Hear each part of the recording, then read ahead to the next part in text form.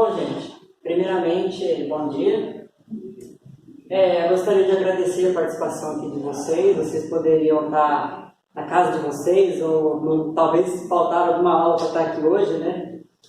Então, eu gostaria de agradecer. Vocês já estão à frente por estar querendo aprender um pouco de uma ferramenta nova. Então, sejam bem-vindos também ao Guimar, né? Meu nome é Rafael Mota, tá? Eu sou aluno de Engenharia Física, sou orientando aqui da professora Kátia, de Bolsa Pub. E eu vou estar falando um pouco a respeito, então, do tema do nosso mini curso, né? Que é o Linux. Antes eu gostaria de fazer um conteúdo aqui linear para vocês, para ter uma noção do que a gente vai ver hoje. Então, por exemplo, eu vou dar algumas considerações iniciais a respeito do Label, né? Afinal de contas, vocês estão vendo o que é Label? Label em Facebook, Label em e-mail. Label, o que seria o Label? Algumas informações importantes com referência ao nosso curso, um pouco de teoria, vou falar aqui a respeito de softwares e sistemas operacionais. Vamos falar a respeito do Linux. Vamos ver também por que às vezes você encontra GNU Linux ou só Linux. É uma comparação que eu vou fazer. História do GNU Linux, surgimento do software livre, que a gente vai ver que está totalmente linkado. Linux, vantagens e desvantagens, afinal de contas, nem só de vantagens o Linux vai trazer, então é uma coisa interessante para se destacar. Alguns comparativos. Me passa para ele aqui, cara. Distribuições. Então, vou falar a respeito do que são as distribuições Linux e tudo mais. Falar de dispositivos móveis. Será que dispositivos móveis têm a ver com o sistema operacional Linux, com o desktop? Então, vou fazer uns paralelos. Distros famosas. Então, só para abrir um parênteses, né? Distro seria uma abreviação de distribuições. Então, vamos ver o que seriam as distribuições e tudo mais. Explorando as interfaces, né? Então, eu vou falar a respeito do Ubuntu e do Linux Mint. Eu não sei se vocês conseguiram instalar o pendrive bootável. Se não conseguiu também, vocês podem juntar com quem conseguiu. A gente vai dando um jeito. Bom, então, vamos para nossas considerações iniciais. Mas antes ainda das considerações iniciais, eu gostaria de falar a respeito do que a gente não vai ver no minicurso. Então, o que não vamos aprender nesse minicurso? Como eu já falei lá no grupo, né? É um minicurso de aproximadamente 2 horas aí. Então, vai ser um minicurso que eu vou tentar dar uma motivação para vocês do porquê utilizar Linux, do porquê não utilizar. Então, para começo, eu gostaria de destacar que a gente não vai ver os comandos avançados no terminal. Então, tem muitos comandos que, por exemplo, para gerenciar sistemas de servidores ou configurações mais profundas no sistema. Então, esse tipo de coisa não vai dar. 2 horas é um tempo muito limitado, então vai ficar complicado para a gente fazer isso. Mas, por outro lado, como eu vou falar já, haverão outros minicursos. Então, esse é o primeiro deles. Vocês vão poder estar conhecendo melhor o que é o Linux e tudo mais. Então, assim, é mais um pouco de teoria. No final, a gente vai sim fazer alguma coisinha de prática, né? Abrir interface, mexer um pouco no terminal. Mas vai ter uns minicursos aí mais específicos. Rafael, só um instante. Não era para dar um play? Ele, eu acho que já está rodando.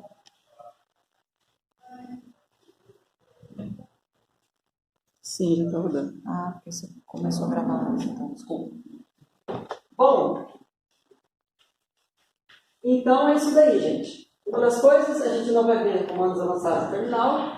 Como eu falei, a gente não vai ver configurações de servidores, né? Vai ser mais algo básico. E também a gente não vai aprender a hackear a NASA, certo?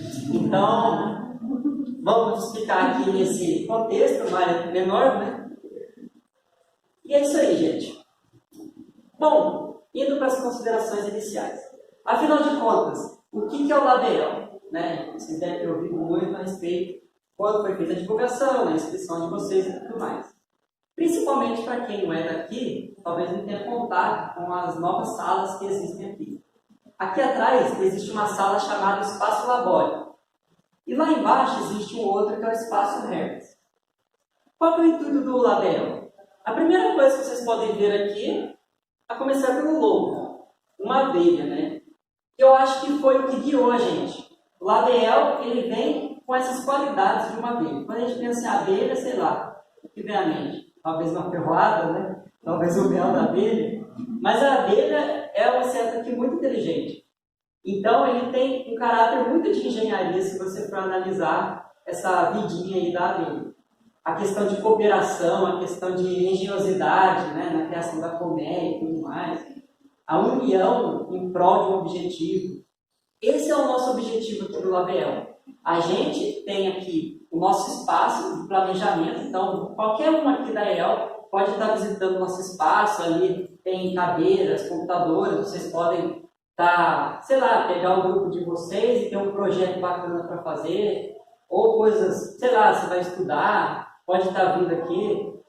E esse que é o objetivo desse espaço, né? Vocês estarem ali e planejar o referente ao projeto de vocês e tudo mais. E lá embaixo seria a área mais maker, onde você vai estar colocando em prática o seu projeto. Então, por exemplo, a gente tem lá uma máquina de corte a laser, temos a parte de solda, entre outras ferramentas lá, né? Toda a parte em relação a ferramentas assim, manuais, estão ofertadas assim, para os alunos. Né? Aqui também a gente tem uma impressora 3D, que futuramente temos a intenção talvez de levar para baixo, né? Para deixar aqui mais separado. Mas temos também essa filosofia que a impressora 3D traz, né? Dessa cruzamento. Então, esse daí é um pouquinho a respeito do que é o nosso Label. Vocês podem estar entrando na nossa página ou no YouTube e vendo um pouquinho do que a gente tem feito. Bom, outra consideração seria referente aos minicursos, como já falei. Então, a gente está aqui no dia 12. No dia 10 teve o nosso primeiro minicurso aqui, que é o mesmo que vocês estão tendo, só que hoje seria uma repetição, né? Com o intuito de abranger mais alunos e tudo mais. Depois, outros meses a gente vai ter, né? Então, dia 14 vai ter um curso de repetição, o dia 5 aqui, 7. E aí os verdinhos, os períodos das inscrições. Então, se vocês gostarem e tudo mais, fiquem espertos que logo, logo vai estar abrindo oportunidades. Informações importantes. Como eu falei, a carga horária é de 2 horas. A gente vai estar utilizando, então, o Class, né, o Google Class, para envio das atividades. Se vocês tiverem dúvida, pode estar me procurando. Talvez vocês não conheciam antes do Google Class. É uma ferramenta muito bacana e lá que eu vou estar postando. Eu acho que foi ontem, eu já postei uma sessãozinha de dicas ali. Vocês podem estar conferindo, são links que vão guiar vocês, né? A aula de hoje é uma aula mais assim, pontual, que vai abrangendo através de materiais que eu vou fornecendo e as sugestões que eu deixei na sessão. O uso do WhatsApp para nossas interações e dúvidas, né? Como já temos feito. A apostila complementar, então, hoje, a partir das 14 horas, já vai estar disponível para vocês o material, juntamente com algumas outras coisas, que seriam os formulários. Como dito, eu acho que nas orientações do WhatsApp, a emissão do certificado ela vai depender de 2 coisas. Na verdade, 3, né? Seria a participação da pessoa aqui. Se ela não veio, não tem como, né? Então, o formulário avaliativo vai ser um formuláriozinho que vai conter algumas questões. Vocês não vão fazer aqui, vocês vão fazer em casa. Eu só peço que tenham muita sinceridade na hora de responder, né, o formulário. Eu não vou avaliar, por exemplo, vocês, por exemplo, vão deixar de ganhar o certificado porque tiveram um baixo rendimento, por exemplo, na atividade. Não. Eu só gostaria de saber o quanto que vocês absorveram e tudo mais. Então, não tem problema assim, pior que não lembrei dessa. Só gostaria de ter um panorama, tudo bem? Então, vai ser um dos requisitos do certificado e também o envio do formulário de satisfação. E é o feedback, né? Eu gostaria de saber, por exemplo, o que vocês acharam do curso, o que está faltando, o professor é ruim, o professor não é, falou demais, falou de menos. Então, é importante para que a gente possa ir melhorando, até mesmo aqui no decorrer do semestre. Tudo bem? Bom, então vamos lá para nossos objetivos. Né? Um pouco de teoria. Softwares e sistemas operacionais. Bom, a gente ouve muito a respeito de softwares. Mas, afinal de contas, o que são softwares? Né? Também comumente chamados de programas por nós. Será que softwares são somente aqueles aplicativos que a gente baixa? Será que software, o Android aqui, né, o meu celular, ele é um software? O sistema operacional Linux, será que é um software? Seriam, né, aqueles programas que instalamos no computador? Quando se fala em software, já pensa exatamente nisso, né, um aplicativo. Então, o que vem à mente é exatamente isso aqui, ó. Aplicativos que você instala em um sistema operacional. Entretanto, segundo, por exemplo, João Antônio, que é um renomado autor de livros na área de concurso público e informática, os softwares podem ser divididos em algumas categorias. Então, assim, software não é exatamente aplicativo. Software é tudo aquilo que é comando de instrução que você consegue, por exemplo, fazer comunicação. Então, por exemplo, eu tenho 3 itens aqui que destacam um pouco das categorias de software. Então, por exemplo, o básico. Aqui já entra de cara o sistema operacional. Então, se você fala de Linux, você fala de Windows, etc., você está falando de um software. Linguagem de programação, né? É uma ferramenta, instruções, você consegue comunicar. Principalmente comunicação entre hardware, parte física, e software, parte nuvem, vamos dizer assim, né? E tradutores, compiladores, interpretadores, que fazem, por exemplo, conversão, né, de linguagem mais humana para linguagem de máquina, que é ali binário e tudo mais. Softwares utilitários são programas que permitem a manutenção dos recursos da máquina, como ajustes em disco, memória, conserto de programas. O setup, né, que é aquela BIOS, da BIOS, na verdade, que vocês fizeram, toda a configuração do pendrive bootável, também pode ser considerado aí um software. E os aplicativos, que é o que a gente conhece, né? Voltados para a solução de problemas dos usuários, como os programas de planilha de cálculo, edição de texto, entre outros. Então, esse é um panorama aí do que são os softwares. E é interessante que quando se fala em software, você tem parte física e essa parte mais nuvem, né? Onde você, através de interface gráfica, através de instruções, você se comunica com esse núcleo, esse kernel. Afinal de contas, o que é o kernel? Né? Vocês vão ouvir demais essa palavra quando se depararem com coisas do universo Linux. Kernel nada mais é do que um conjunto de instruções relacionados com o núcleo, ou seja, com o hardware.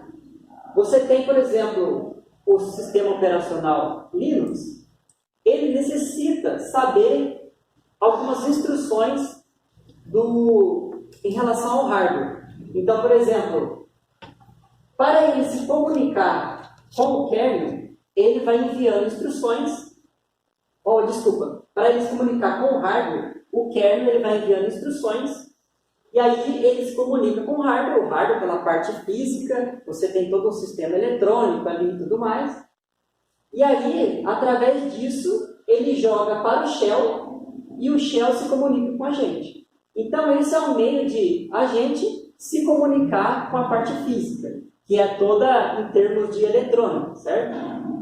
E o shell é como se fosse exatamente isso que ele significa, essa camada. Você tem um usuário utilizando o shell, que são, por exemplo, uma interface gráfica, ou um terminalzinho ali onde você escreve mais em linguagem humana.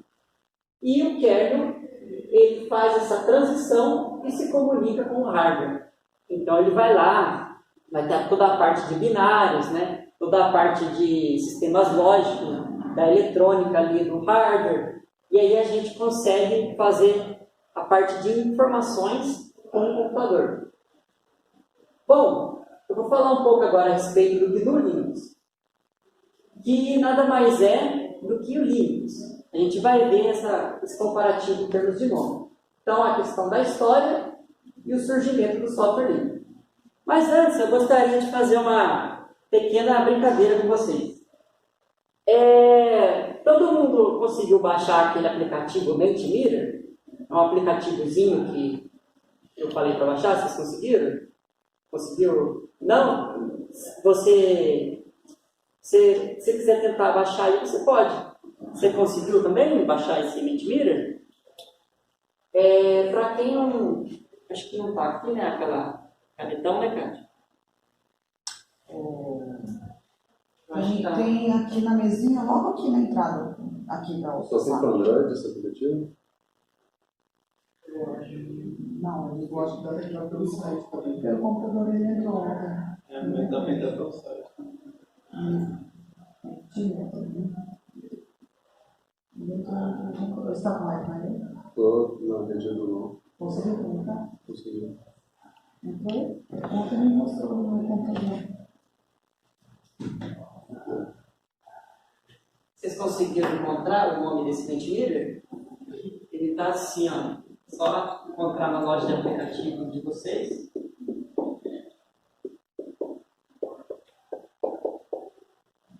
Mentimeter.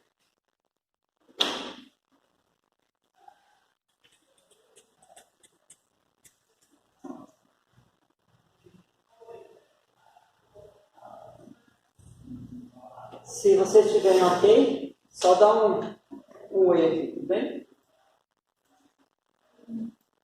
Alguém precisa de ajuda? Tá tudo ok? Certinho? Conseguiu encontrar ou tá sem internet? Conseguiu? Ah, tá baixinho.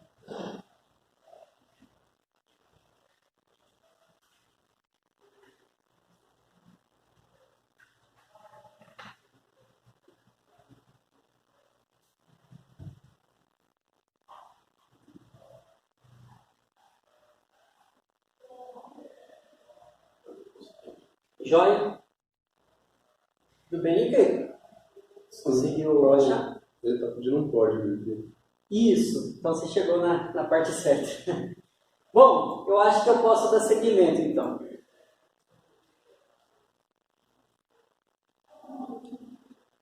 Vamos então começar a nossa brincadeira. O Mentimeter, não sei se vocês deram uma pesquisada, mas ele é um sistema de enquete. Então é um meio de vocês fazerem as suas votações aí e a gente ao mesmo tempo ficar sabendo qual é o panorama de opiniões. Então, por exemplo, você já ouviu falar da empresa AT&T? É só vocês colocarem esse pequeno código e a gente vai estar sabendo. A AT&T é muito interessante, eu gostaria de falar a respeito.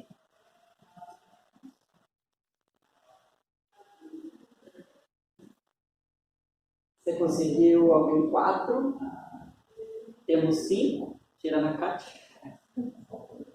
Ele não respondeu. A Kátia não vale, porque ela já participou do outro também. Não vale para a área administrativa. Eu já vi a resposta de sim, né? Agora eu já posso responder sim. Mas alguém está faltando aí que não conseguiu? Não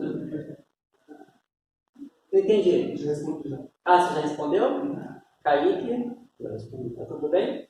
Eu ainda não respondi tudo. Não respondeu? É real. Ah, tranquilo.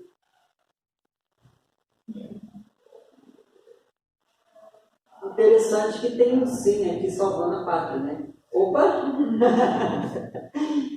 Bacana isso daqui, porque a maioria, na terça-feira, quando eu dei, não sabia, não tinha ouvido falar do que era AT&T. E aqui, de fato, a maioria também não. Mas temos um 40% mais expressivo. Claro que hoje temos menos pessoas, então pesa mais aqui no gráfico. Bom, por que falar da AT&T? Afinal de contas, quem é AT&T? Por que eu estou querendo fazer essa enquete e tudo mais, né?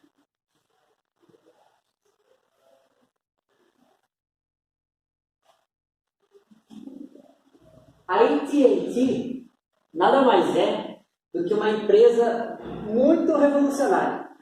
Eu, assim, até há pouco tempo eu não conhecia essa empresa, e aí, estudando a respeito da história do Linux e do desenvolvimento de tecnologias, eu fiquei assim perplexo como é que eu nunca tinha ouvido falar dela. Porque a AT&T nada mais é do que uma empresa que foi responsável, por exemplo, por invenção de LED, laser, fax, televisão, transistor, que está relacionado com outras coisas aqui. E ela teve como um dos seus fundadores principais, lá em meados de 1900, Graham Bell, aquele famoso que criou o telefone. Então, imagina o tanto de tecnologias que não foram inventadas nessa empresa. Ela foi, por exemplo, responsável por, como se fosse ter um monopólio da parte de comunicações, né, telecomunicações nos Estados Unidos, no século passado. Então, ela foi muito importante e ela tem também relação com a história do Linux, como vocês vão ver. Só para dizer que eu não estou mentindo, né? Se você ver aqui em 1889, aqui são os avanços do logo, né? Você vê que era um sino, então Graham Bell, né? Bell, sino. Bom, vamos falar um pouquinho então desses caras aqui para lá de bonito, certo? Que é o Ken Thompson e Dennis Rich, à direita. Bom, a AT&T, ela tinha, né, na sua estrutura lá, um laboratório muito famoso. Talvez esse laboratório você já tenha ouvido falar, que eram os laboratórios Bell, ou Bell Labs. Então, assim, dentro do Bell Labs, que começou essa área de pesquisa, e aí teve, por exemplo, como resultado todas essas inovações que eu falei. E, assim, é interessante que, por exemplo, dentro do Bell Labs surgiram também muitos módulos. Claro que muitos desses módulos vieram exatamente com essas inovações, porque elas revolucionaram e trouxe para a gente as tecnologias, até a mesma que tem hoje, né? Que uma vai dependendo de outra. E esses caras aqui trabalhavam exatamente lá dentro, eles eram pesquisadores do Bell Labs. Então, o Ken Thompson e o Dennis Rich, eles têm um papel muito importante na história, por exemplo, da informática, da computação. Eles, assim, tinham um projeto, por exemplo, chamado Multics, dentro lá da AT&T. E esse Multics era nada mais, nada menos do que um sistema operacional que eles estavam trabalhando. E a AT&T trabalhava juntamente com o MIT e com a GE, na época. E aí, os caras trabalhando e tudo mais, esse Multics, que é esse sistema operacional, o Multics, por exemplo, ele tinha uma certa característica. Então, se a gente pensar, por exemplo, no nome Multics,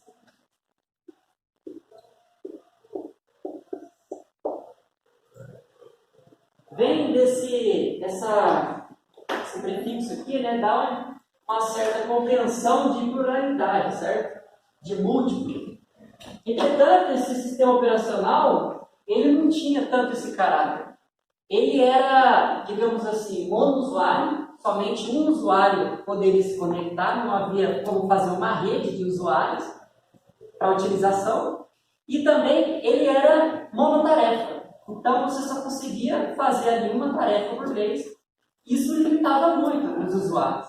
Sem contar que a gente estava numa época que os computadores eram gigantes, eles eram muito caros, para você utilizar não era qualquer um que utilizava. Então existia certas complicações.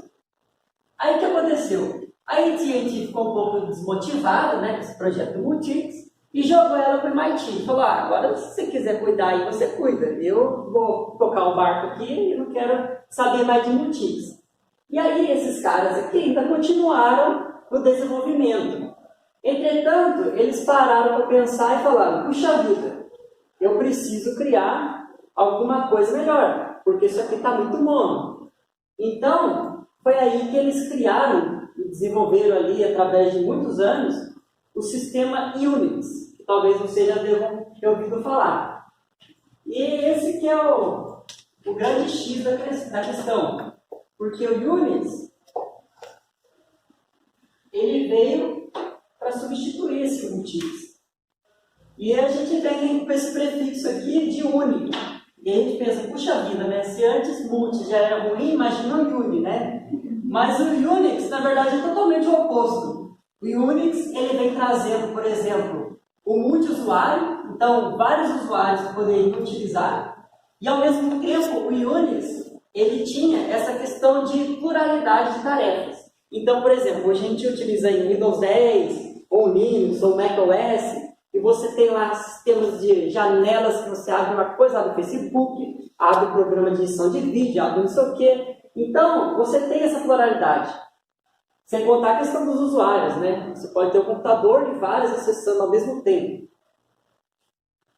O Unix, ele trouxe tudo isso. E ele criou uma revolução na época. E aí, por exemplo, o Unix começou a ser utilizado em universidades. As universidades, antigamente, até os tempos de hoje, foram grandes centros de pesquisa. Então, trouxe para eles um grande privilégio de poder avançar nas pesquisas deles. E é interessante que o Unix ele foi inicialmente utilizado com a linguagem Assembly.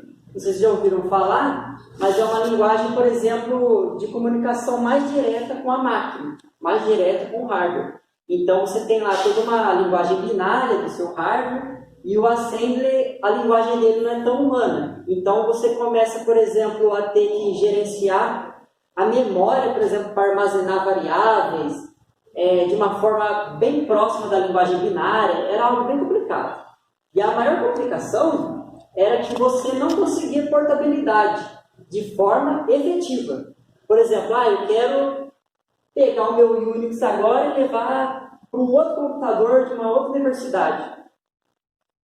Ficava complicado a questão do hardware. Tinha que ser um hardware bem específico para o Unix. E aí esses dois camaradas aqui começaram a revolucionar de novo. Primeiramente com a linguagem B, que foi uma linguagem antecessora da linguagem C, e aí depois com a revolução da linguagem C. Vocês certamente já ouviram falar. E aí a linguagem C surgiu exatamente por isso, para dar essa portabilidade para o Unix, para ele começar a ser utilizado largamente em hardwares de várias partes do país. E aí começou essa larga escala do Unix. Entretanto, com essa larga escala, todo mundo assim, uou, como o Unix está bom e tudo mais, a parte comercial começou a ser favorecida. Então, por exemplo, muitas empresas ficaram de olho no Unix e começaram a utilizar largamente. Entretanto, o Unix nasceu exatamente de um código-fonte que não era fechado, não era proprietário, você poderia utilizar. Entretanto, a AT&T abriu o olho e falou, nossa, empresas e mais empresas estão utilizando o Unix. O que eu vou fazer? Eu vou fechar. Eu vou criar um sistema proprietário e ganhar muito em cima disso. Foi aí que começou a ter muito, por exemplo, custo em cima do Unix. Aí as universidades ficaram loucas, né? Como assim, cara? Eu estou usando aqui e agora você me taca aí uma licença gigante, pressão. Então aí eles ficaram muito pressionados. Foi aí que eles criaram a própria licença deles, que foi chamada de, por exemplo, uma muito famosa, que é da Universidade de Berkeley, que é o BSD, a licença BSD. Então eles criaram um sistema BSD e uma licença BSD para controlar, então, esse código-fonte que eles já tinham do Unix. E aí eles deram uma reformulada e tudo mais, e criou o BSD. Bom, dando seguimento. A partir do Unix, começou a ramificar demais. Talvez aqui vocês não consigam ver muito bem, mas existe uma escala aqui, desde a criação aqui do Unix até os dias de hoje. E a partir disso foi ramificando, até chegar aqui nos dias atuais. É interessante também, se você for para a legenda, que os verdinhos são aqueles que são open source, ou seja, o código-fonte dele você consegue estudar, você consegue ver como que aquele sistema operacional foi feito e tudo mais. Aqui já tem esse laranjinha, uma licença mais misturada, você tem partes proprietárias, partes não. Então, nem tudo você consegue estudar de como que foi feito aquilo. E a parte fechada aqui, que é o rosinha. Então, percebam que o Unix deu origem a várias partes, né? Partes mais proprietárias, partes de código aberto, né? Open source, e outras mescladas. Eu gostaria de focar principalmente nesse ramo esquerdo aqui dessa árvore, que é exatamente aqui. Percebam que depois foi vindo o BSD, né? Eles também percebam que tem uma parte aqui mesclada, então a Universidade de Berkeley criou uma parte dela. Bom, se a AT&T fechou, eu também vou fechar. Então eles fecharam e fizeram modificações, entretanto não totalmente como outras rosinhas aqui. E aí, a partir de certas versões do Unix, começou a ramificar. Até que, por exemplo, em 1987, foi criado o Minix. O Minix nada mais é do que um mini Unix. Então, o Minix foi criado. E por que da importância do Minix? Por que eu estou falando de Minix? Porque através desse Minix aqui, que em 91 começou a se surgir o Linux. Esse camarada aqui, chamado Linus Torvalds, foi um dos precursores e famosões assim do mundo Linux. Quando se fala em Linux, ele é tomado como inventor, apesar de não ser totalmente ele o responsável pelo Linux que tem hoje. Tem uma outra parte aí, um outro camarada que vai entrar na história. Bom, aqui vocês podem ver uma mensagem que em 1991 ele mandou dentro de um software. Ele mandou dentro de um fórum. E nesse fórum lá de computação, né, porque ele era um cientista da computação, ele mandou lá que ele estava fazendo um projeto. Então vocês podem ver a mensagem dele, né? Olá pessoal, por aí usando Linux. Estou criando um sistema operacional, e ele é livre, né? Todo mundo pode usar, apenas como um hobby ali, será bem grande e profissional como o GNU. A gente vai ver quem que é esse GNU. Para clones AT, aqui do sistema que ele utilizava, ele vem crescendo desde abril e está começando a ficar pronto. Então, por exemplo, no fórum, né, ele começou a descrever o que era então esse sistema que ele estava criando. Afinal de contas, o que o Linus ele estava desenvolvendo? Ele estava desenvolvendo o que a gente conversou antes, que é o kernel. O kernel nada mais é do que aquele núcleo onde ele se comunica com o hardware. O único kernel que existia era o do Unix, ou o código do Unix. Entretanto, o Linus ele também teve contato com esse código do Unix, porque o Linux nada mais é do que um avanço ali do Unix. Sendo assim, ele começou a trabalhar em um sistema mais próprio, que não fosse proprietário. Até então não existia esse kernel de uma forma diferente do que existia, por exemplo, no Unix ou no Linux. Foi aí que começou toda a história do Linux.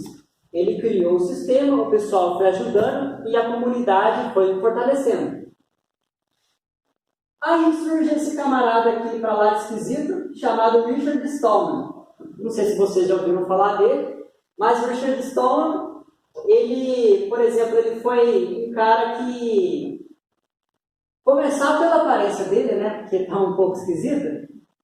Aqui ele tem um esquema de paródia que ele faz, que ele fala que ele é o Santo Ignúcius.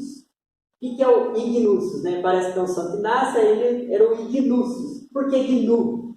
Porque GNU foi o sistema que ele criou. Ele era um camarada que estudava no MIT, trabalhava lá na parte de inteligência artificial, dos laboratórios, e aí, chegou uns dias lá que as coisas começaram a ficar ruins, os equipamentos começaram a dar pau e tudo mais, faziam uns barulhos horríveis, e ele não gostava. E ele falou, puxa vida, eu quero arrumar isso daí, ninguém arruma, eu preciso fazer alguma coisa. E quando ele ia, então, para arrumar, ele via que não podia arrumar aquilo, porque ele não tinha acesso ao ponte-por-ponte, por exemplo, de uma impressora, que era de determinada empresa, ou então, sei lá, de alguma máquina que estava ruidosa, né, muito ruído. Então, ele ficou muito frustrado com isso. E aí ele falou, nossa, eu preciso fazer um sistema que eu tenha liberdade. Isso daí não é ter liberdade. Eu quero ter liberdade de melhorar as coisas ao meu redor. Foi então que ele deu origem ao projeto GNU. O projeto GNU surgiu exatamente com esse intuito de criar um sistema operacional, um kernel e um shell, um sistema operacional que fosse livre, que ele tivesse a liberdade de modificar, de compartilhar, que existia um grande senso de comunidade lá onde ele trabalhava. Então tinha muitos programadores e tudo mais, e eles ficavam tipo, nossa, eu dei um avanço aqui, eu vou compartilhar com você. Aí o outro, nossa, bacana, passa aí, eu vou modificar, se você não conseguiu isso, eu faço. Então começou a criar esse senso de comunidade. E aí que ele criou a Free Software Foundation, que foi uma fundação que existe até hoje e rege, por exemplo, os softwares livres, que foi criado então pelo Stallman. E o Stallman ele é um grande defensor do que é os chamados softwares livres. Talvez você já tenha ouvido muito a respeito do software livre, né? Afinal de contas, o que é software livre? Será que é só um software que é grátis, que é gratuito, eu não pago nada? Ou será que tem mais alguma coisa por trás, né? É interessante que software livre não está vinculado necessariamente à gratuidade, mas sim à liberdade. Afinal de contas, o que seria essa liberdade? Então, uma frase do Stallman que ele diz: software livre é uma questão de liberdade, não de preço. Então, você pode ter os softwares livres que são gratuitos, mas eles têm outras características. E é o que eu vou apresentar para vocês agora. Existem 4 liberdades do software livre. Então, por exemplo, se o software é livre, ele necessariamente tem que ter essas 4 características. Se o seu software é livre, você pode executá-lo, você pode estudar, redistribuir e aperfeiçoar.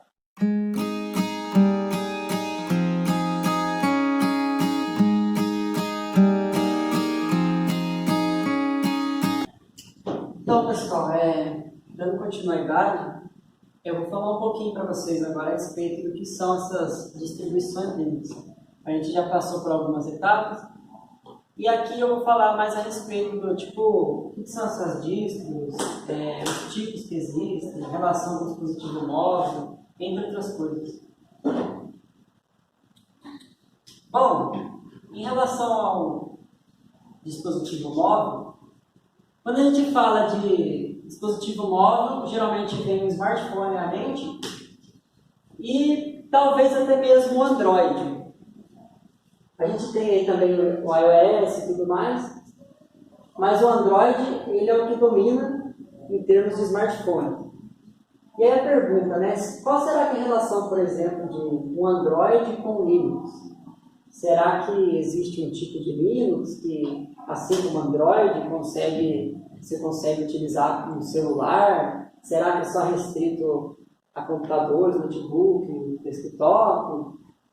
É interessante quando se fala em Linux e Android, você tem aí uma intersecção. O Android nada mais é do que um sistema baseado em Linux. Então ele, por exemplo, tem o chamado kernel dele como base do sistema, como núcleo. Muitos até falam, nossa, mas Android não é bem por aí, tem muita adaptação, né, que seria toda essa camada aqui. Tem muita adaptação e não é considerado Linux. Mas você pode sim considerar, afinal de contas, o Linux, o Android ele tem como kernel um sistema Linux. Então todo sistema que ele tem o kernel Linux, ele é considerado Linux. Por exemplo, de muitas outras distribuições que eu vou falar a respeito.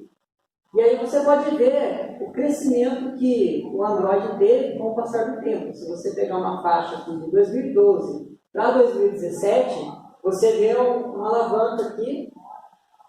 E o Windows, com o passar do tempo, ele também foi baixando. Até mesmo pela cultura aí dos smartphones e tudo mais, até um ponto em que eles se cruzam. E com essa, você querendo ou não, está levando o Linux junto, né? Afinal de contas, o Android ele é baseado nisso. E falando em Android e smartphones, existe um smartphone que ele, não só um, né, mas vários, que rodam sim sistemas livres, sistemas baseados em Linux. Então, por exemplo, você tem esse PyPhone, que é algo recente, que ele tem o Linux. E aí, é interessante destacar que não só smartphones estão nessa onda, mas você tem tablets, você tem, no caso, notebook, que é o normal, né, de desktop, você tem até aqueles smartwatch, né, de relógios inteligentes, tudo entrando na onda do software livre. Eu vou colocar, por exemplo, um videozinho aqui para vocês, e aí vai mostrar essa questão do PinePhone. Que é uma reportagem aqui do Olhar Digital. Na semana passada, a Pine 64 começou a enviar para seus primeiros clientes o PinePhone Braveheart, um smartphone de baixo custo que roda o sistema operacional aberto Linux. Com tela de 5,9 polegadas, 2 GB de RAM e 16 GB de armazenamento, o aparelho custa $150. Agora, a fabricante espera que, com essa remessa, os desenvolvedores de projetos parceiros tenham um público maior de testadores para trabalhar. A Pine 64 ganhou notoriedade com a campanha de financiamento coletivo que lançou o Pinebook, um laptop de baixo custo voltado para a comunidade de código aberto. A empresa já desenvolve uma versão Pro do notebook, além de um tablet PineTab e um smartwatch PineTime.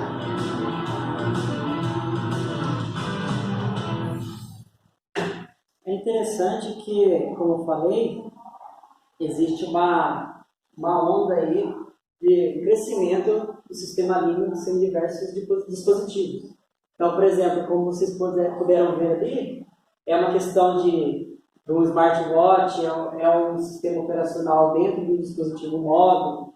Então, ele está ganhando força nesse sentido. E é interessante que, se o Android ele já tem essa parte que você consegue até mesmo modificar e tudo mais, o que dirá de um sistema totalmente livre? E é o caso, por exemplo, do que vem tomando os rumos das distribuições Linux. E é falando delas que eu gostaria de comentar, por exemplo, dos embarcados. Certamente vocês já ouviram falar de Arduino, certo?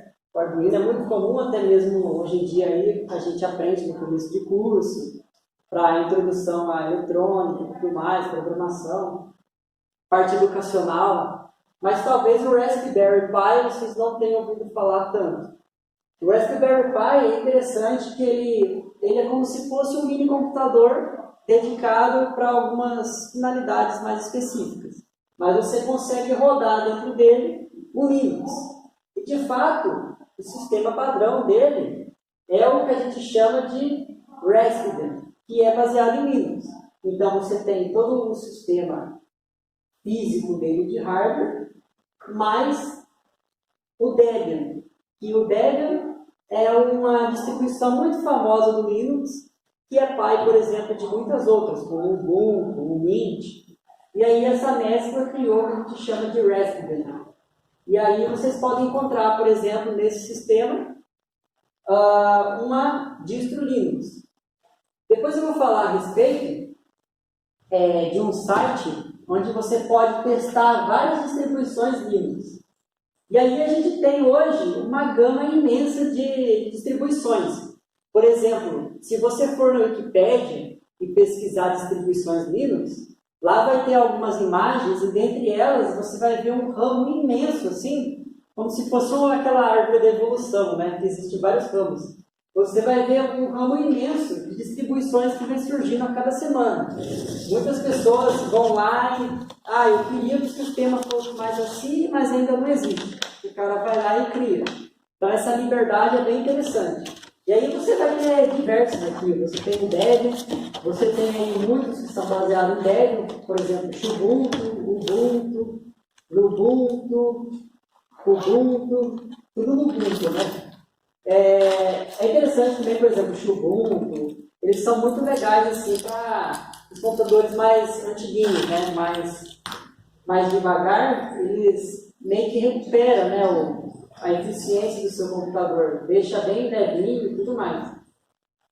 E entre outros, tem uns que são mais, até o mesmo Debian, né, muito utilizado para servidores, o Arch Linux, né, tem um colega meu aqui do nosso grupo de bolsistas, ele utiliza o Arch Linux, é um sistema mais assim, que você meio que tem que não só simplesmente criar um pendrive bootável e chegar e instalar. Você tem que criar todo o sistema de arquivos, de gerenciamento de memória, juntar o quebra-cabeça do seu sistema operacional. Então, é realmente para alguém que tem conhecimentos mais avançados. Então, assim, existe uma paleta de opções aqui para você, e aí é só você escolher qual é a melhor finalidade. Por exemplo, o Scientific aqui, que certamente é utilizado muito para parte científica, programação.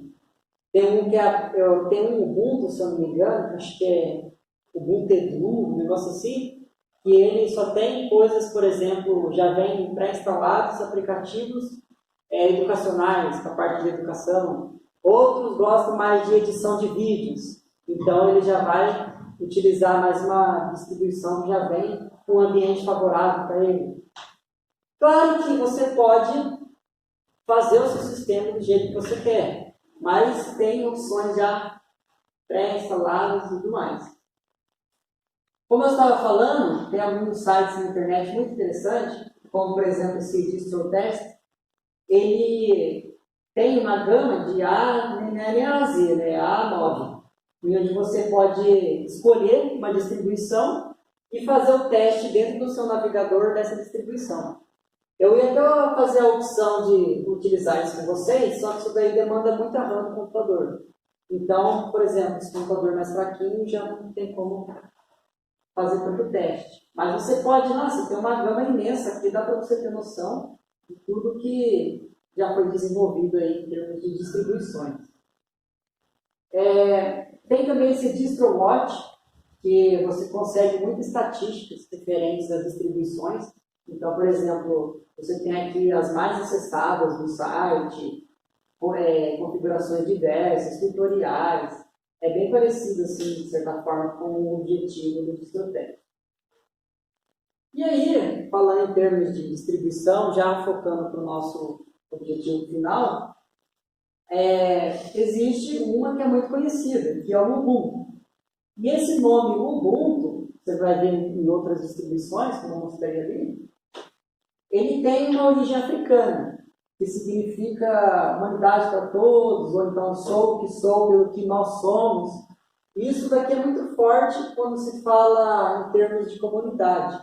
Ele tem essa filosofia exatamente do que o software livre traz, de criar uma comunidade de cooperação onde todos vão colaborando com o crescimento da distribuição Linux.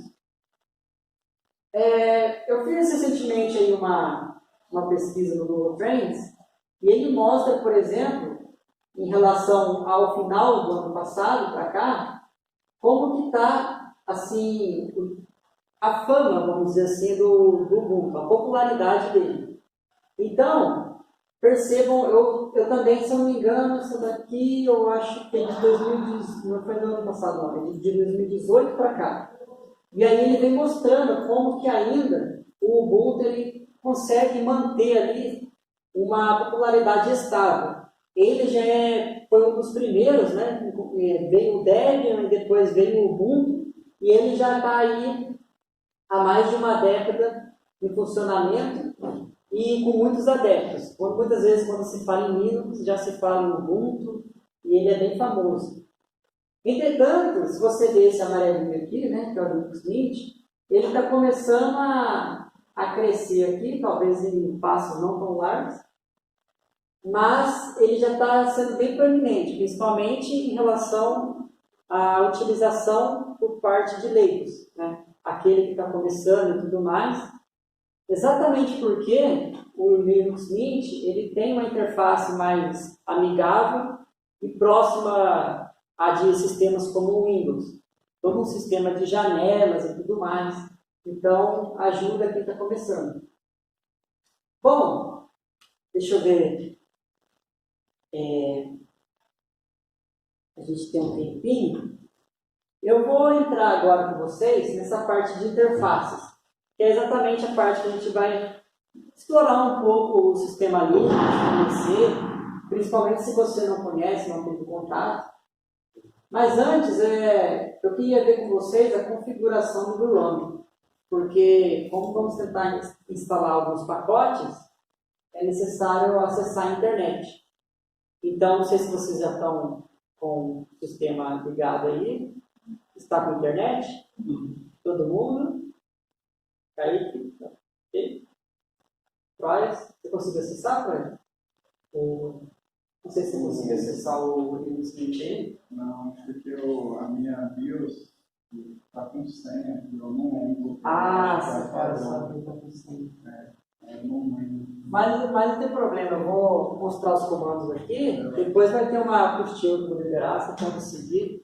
Ou se você quiser sentar com alguém também, alguém for favorável a mostrar para ele. Mas eu vou estar mostrando aqui também, então tá de boa. Bom, primeiramente eu vou mostrar para vocês aqui.